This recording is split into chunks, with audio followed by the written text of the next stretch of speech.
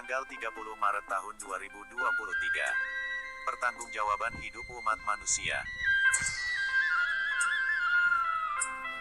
Mengenang penghayatan ketika Allah Subhanahu wa Ta'ala menurunkan Nabi Adam dan Hawa hingga kini menjadi manusia yang bersuku-suku dan berbangsa-bangsa di bumi Allah Subhanahu wa Ta'ala. Tetapi hamba ini menghayati kejadian manusia yang sebenarnya, kalau dari awal-awalnya dalam pengkajian hamba dengan garis besarnya adalah bahwa manusia itu yang tercipta dari dua unsur, yaitu keinginannya roh turun ke bumi itu bukan kehendaknya tetapi kehendak Allah Subhanahu wa Ta'ala untuk menguji ilmunya Allah Subhanahu wa Ta'ala sendiri, yaitu roh yang ditiupkan ke jasadnya Adam dan Hawa.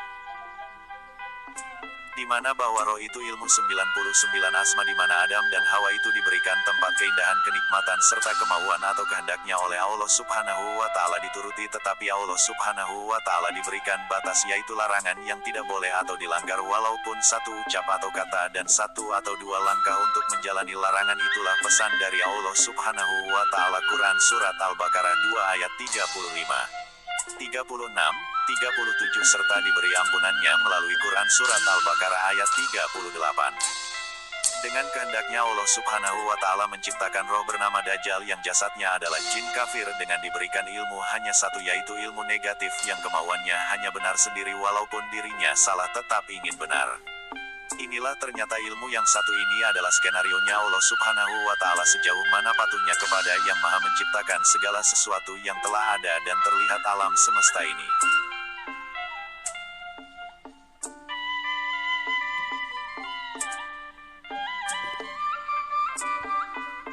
Lalu Allah Subhanahu wa Ta'ala menciptakan nafsu atau hasrat, menyenangi dan mencintai atau penarik keinginan hati, dan ternyata Adam dan Hawa terlena dengan larangan yang disampaikan oleh Allah Subhanahu wa Ta'ala. Disinilah berlakunya skenarionya. Ternyata benar bahwa Adam dan Hawa kalah untuk mempertahankan nasihat Allah Subhanahu wa Ta'ala. Disinilah memasuki ke jasadnya Adam bersama nur cahaya sempurna, yaitu cahaya Ahmad, dengan dibekali nasihat yang pernah dinasehatkan kepada Adam. Maka jadilah awal manusia turun ke bumi dengan melalui tanda, yaitu bentuknya seperti kita ini. Dengan perjalanan waktu Allah Subhanahu wa Ta'ala mengajari benda-benda yang bisa dimakan yang menimbulkan nafsu cinta, sehingga Adam dan Hawa mempunyai anak dengan diberikan makanan yang telah Allah Subhanahu wa Ta'ala sucikan, yaitu air susunya, hingga dewasa dengan menerima segala akal dan pemikiran. Terutama Allah Subhanahu wa Ta'ala tidak membebani penyembahan maupun agama, tetapi kasih sayang, jujur yang diutamakan. Di mana Allah Subhanahu wa Ta'ala ikut serta dalam langkah dan niat kehendaknya keinginan roh. Bila keinginannya yang salah atau yang dilarang, maka Allah Subhanahu wa Ta'ala pun melarangnya melalui batinnya, tetapi Allah Subhanahu wa Ta'ala tidak memaksanya, dan itu sudah masuk ranah malaikat atid dan rahib yang diberi tugas untuk mengembalikan manusia ke surga. Dengan rahmat kasih sayang Allah Subhanahu wa Ta'ala, lalu Allah Subhanahu wa Ta'ala berfirman, "Wahai orang-orang yang beriman, penuhilah seruan Allah dan Rasul, apabila dia menyerumu kepada sesuatu yang memberi kehidupan kepadamu. Dan ketahuilah bahwa sesungguhnya Allah membatasi antara manusia dan hatinya, dan sesungguhnya kepadanya lah kamu akan dikumpulkan." Quran Surat Al-Anfal 8, ayat 24.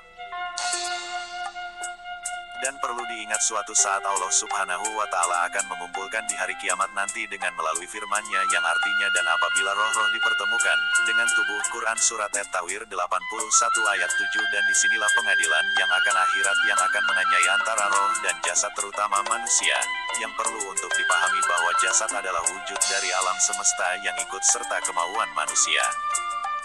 Kalau jasadnya umat muslim, pasti jasad adalah makmumnya roh. Ketika sholat ini benar-benar khusus untuk umat muslim.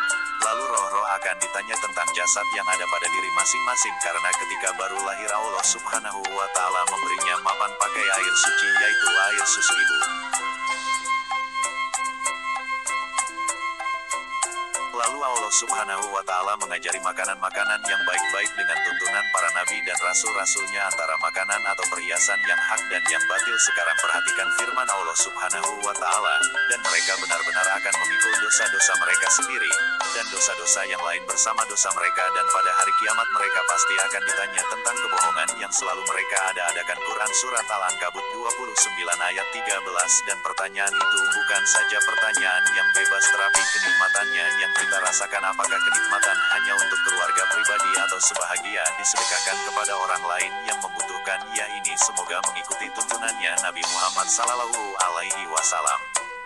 Di mana inilah firman-Nya, kemudian kamu benar-benar akan ditanya pada hari itu tentang kenikmatan yang megah di dunia itu. Quran Surat At-Takasur 102 ayat 8.